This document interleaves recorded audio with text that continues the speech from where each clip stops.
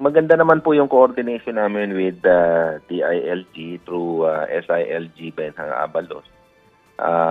Kami po ay magmo-monitor doon po sa mga gagawin po ng ating, kasi po binigay ito sa PAGCOR with ang mag-i-spearhead po nito yung DILG, yung mga local government units and the Philippine National Police.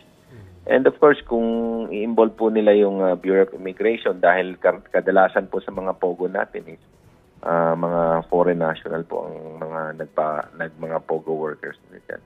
So sa national naman ho, sa side po namin, kami magmo-monitor na lang po kung tama po ba yung ginagawa nila, kung